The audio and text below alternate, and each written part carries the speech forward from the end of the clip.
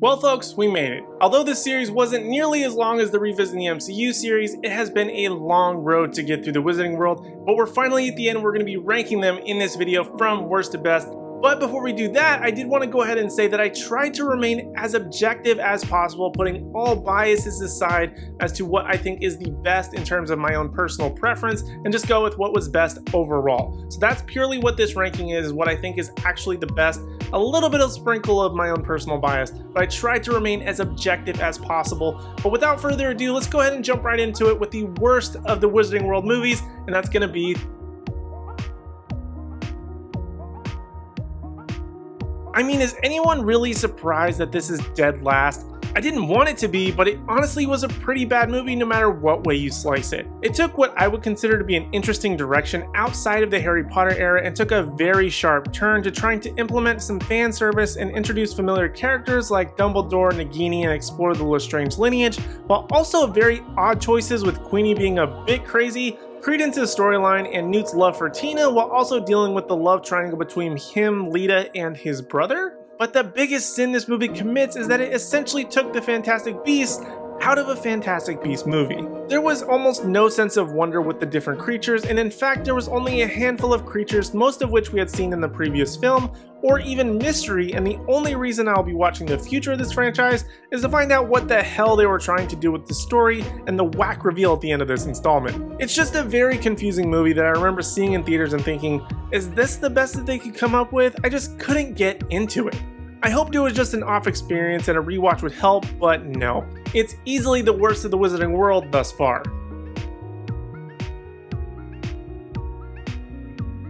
Obviously, the Harry Potter movie with Dolores Umbridge would be the absolute worst. She's the worst thing, and thus this is the worst Harry Potter movie. But besides the pink elephant in the room, Order of the Phoenix is a very long and boring movie. They try to introduce some fun elements like the Ministry of Magic and the students essentially teaching themselves defense against the dark arts and creating Dumbledore's army, and it gives us Luna Lovegood, who I didn't talk about much in my video, but she's a very unique and interesting character that not only is a Ravenclaw, she's probably the only character who's a bridge to introduce new things to Harry for the next few years. The story, however, is the weakest in my opinion, as it relies very much on the prophecy that is only somewhat explained by the end. They kill off Sirius, which although devastating, never felt like he was a big deal as they tried to make him out to be. Hot take, I know.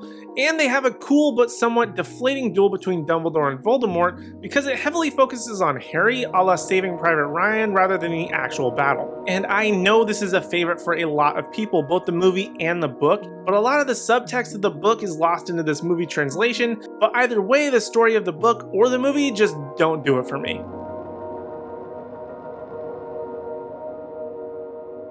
The second Harry Potter film tried to be much darker than the first, but when you examine it at its core, it was essentially just a copy-paste of the first one. This is a pro in regards to consistency, something the series would struggle with for a few movies after this, but it just felt really strange watching it. It came out only a year after the first one, but thanks to puberty, it might as well have come out 3 to 4 years later, as it felt like this cast was entirely different people. I feel like they tried to make it darker and feel like the stakes were a lot higher by petrifying various characters, essentially simulating people being killed without actually committing to it, but because it tries to still bring you a sense of magic and wonder, it's a bit of a mixed bag for tone. Chamber of Secrets is pretty forgettable in my mind, though the Basilisk was menacing and Gilderoy Lockhart, although an idiot, is kind of funny, so at least there's that.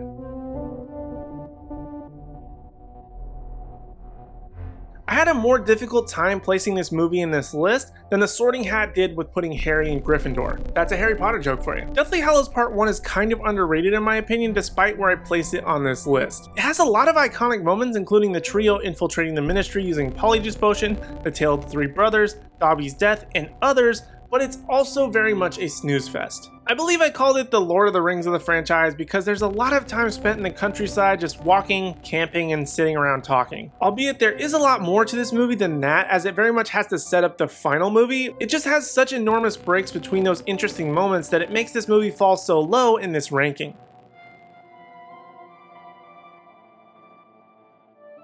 You may think this is ranked higher than it should be, and you might be right, but despite its issues, I actually have quite a lot of fun with this movie whenever I watch it. We finally get to explore a different side of the Wizarding World outside of Harry Potter, and not only do we get a different country and era altogether, but in large focuses on actual fantastic beasts, and Newt having to get them back, unlike Crimes of Grindelwald, where there were only about 2 scenes involving fantastic beasts. This first film adds the sense of mystery that the Harry Potter films gave us in just about every movie, and actually contain quite a few twists and turns, but most importantly, although taking place in a more somber time, it's actually really fun to watch. Eddie Redmayne is a delight to watch as Newt Scamander, and of course there's the MVP and fish out of water no-match Dan Fogler as Jacob Kowalski. Some might think I'm crazy for putting this movie so high, but what can I say? I like it.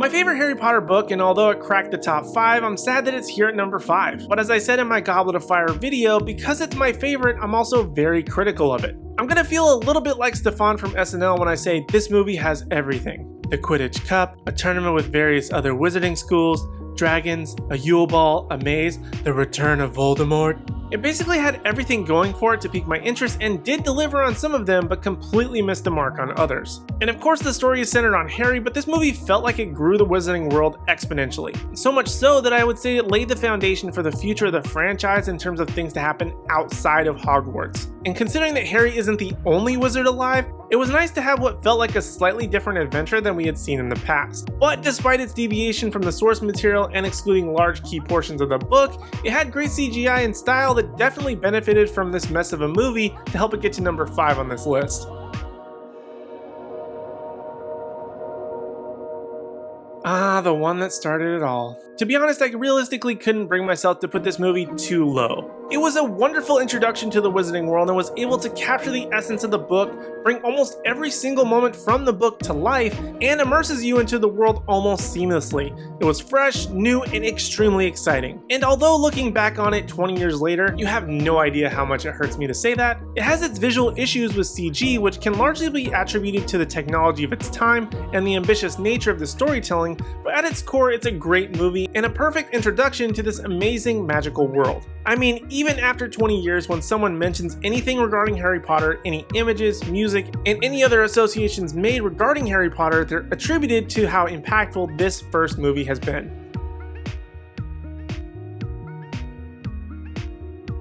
It feels strange putting the final movie just ahead of the first movie, but here we are. Deathly Hallows Part 2 is, in many ways, a very fitting end to the franchise. I mean, the posters for it didn't even have the title, we all just knew how big it was. But the reason it ranks so high for me is how satisfying this finale wraps up the franchise. Now, it's by no means perfect, as this movie, just like other entries, largely omits and changes various story elements. But the epic Battle of Hogwarts was more than satisfying, and add in other pieces like the escape from Gringotts on the back of a dragon, make this one of the more action-packed films in the franchise. And as I mentioned in my video about this movie, during the battle when they sort of nod to the previous films as they're running through the battlefield, it's just the cherry on top as to what made this a very unique experience that fans would appreciate and never forget.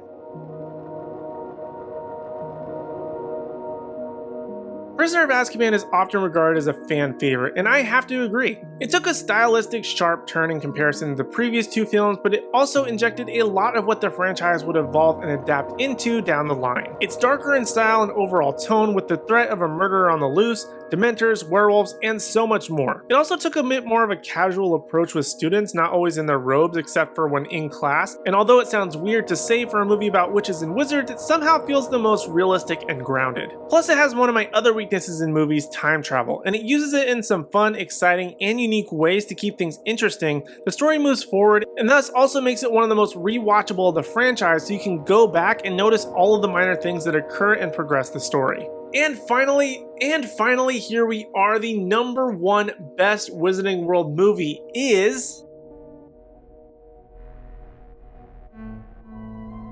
Yet another probably very controversial choice, but just go with me here. To me, Half-Blood Prince combines a lot of the best aspects of the franchise into one. It keeps the characters at Hogwarts for a majority of the movie, it has really good music, a good mix of tone between humor and seriousness, a keen ability to balance the story and keep things interesting without making things seem an absolute life or death situation until the final third of the film, and actually makes great use of the limited CG, making things look pretty cool. This is yet another entry littered with problems, but it is by far the most entertaining. Whether you want to keep it on in the background or dive into the story and have it keep your full attention, you are guaranteed to enjoy at least one, if not several, aspects of this movie. I can only describe it as the perfect storm of the Harry Potter franchise and its ability to feel like a standalone movie, but also fit very well into the franchise overall. And that to me is the mark of not just a good movie, but a great one. So that is it. The Wizarding World has been ranked. What did you think about my list? What would you rank these movies? Let me know your list down in the comment section down below.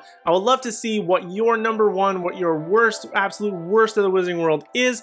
It's probably going to be Crimes of Grindelwald. I don't blame you. That's okay, but still write it. I would appreciate it. But make sure while you're down there to leave me a comment and hit like, subscribe, and ring the bell notification as I have new videos all the time. For even more content from me, head over to the Nerdgenic YouTube channel where I have videos posted all the time about superheroes, Marvel, DC. We're have the Hawkeye live streams, all sorts of fun stuff. I'm doing Cowboy Bebop and all sorts of crazy cool things. So go over to their channel, hit subscribe, share any of my videos there. I'm on all the time, literally weekly, sometimes several times per week, sometimes a whole week in general. But go ahead and check them out. I would appreciate it. Give them a like, subscribe, all that good stuff. But those are my thoughts on the Wizarding World franchise. Thank you guys so much for joining me on this very long, like 11-week journey. Probably a little bit longer depending on when this video comes out. I'm trying to edit as fast as I possibly can. But thank you guys so much for joining me. I really do appreciate it. And I hope to see you in the next video.